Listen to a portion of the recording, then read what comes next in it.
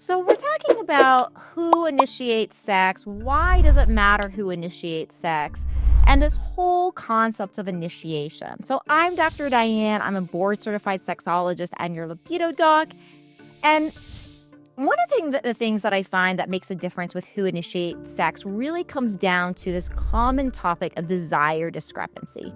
Desire discrepancy is essentially a mismatch in desire where one partner has a lot stronger of a desire, a lot faster movement towards, say, sex and intimacy than another partner. One of the ways I have found to really help to bring that desire gap closer is actually to engage in more orgasms. What's very interesting about orgasms is pleasure causes us to want more pleasure. So it has this, what we call this positive feedback loop. So other things in life and in health are very different, right? So if I eat food and I get full, then if things are working correctly in my body, I have this signal that comes to my brain that says, I've had enough. But with pleasure, what's actually happening in the brain when the brain experiences pleasure is it says, I want more. And sometimes what can happen is due to a lot of different things, we can have orgasm intensity go down, we can have orgasm frequency go down. And when some of those things happen, we can have a lessening of those pleasure chemicals. And so if we have a lessening of these pleasure chemicals with one particular party or one particular partner, then what will happen is that person oftentimes will be less motivated towards sex. So they might initiate sex less because they're not getting the same level of chemical cocktails. So one of the things we want to really try in these scenarios is really making sure that we are building that pleasure up. A huge thing that can help with that. There's a lot of things that can help with it, but I do find that edging is a really good technique because with edging, we're getting close to that orgasm and we're pulling it back. We're getting close to that orgasm and we're pulling it back. And when we do that, what tends to happen is a better orgasm and a higher pleasure meter.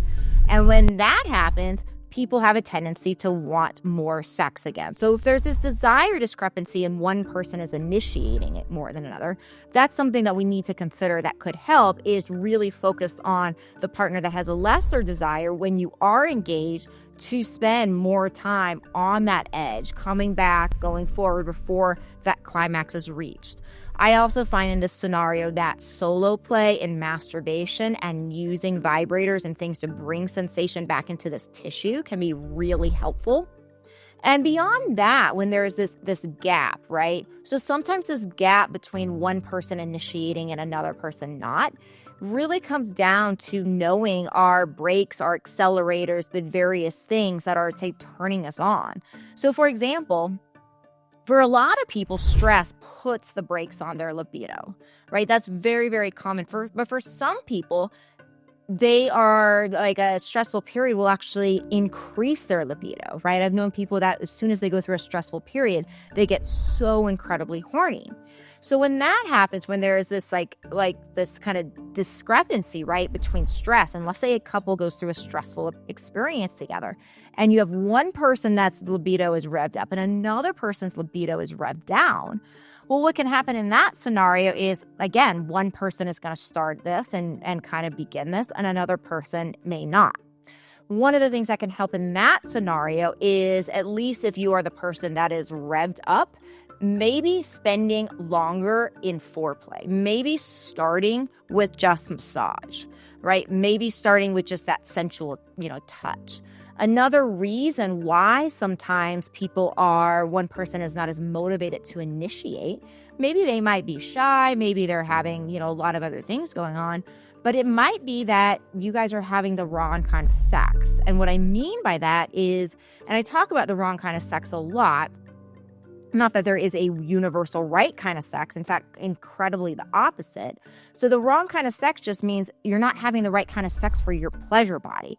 And what's interesting about sex and desire is that it changes throughout life. So something that feels good in a beginning of a relationship may not feel good years down the road. So because of that, one thing that can happen is we can get stuck in the sexual script, the sexual story. And when that happens, we're doing that same thing over and over and over again. And that may have been awesome several years ago, but it's no longer awesome. So when that happens too, there can be a huge change in desire because one person might be experiencing that, hey, this is not awesome to my pleasure body, so I'm not going to initiate this because my pleasure body is not enjoying this anymore and I just need to go to bed. So this is one of the reasons too in my Libido Club why I spend so much time talking about communication and how to talk to your partner and all of that. So make sure you check out how to join my club if you are interested in joining and getting a lot more details like this and more. And that wraps up the content for this video. So thanks again for watching, everybody. We'll see you in another video. Ciao for now.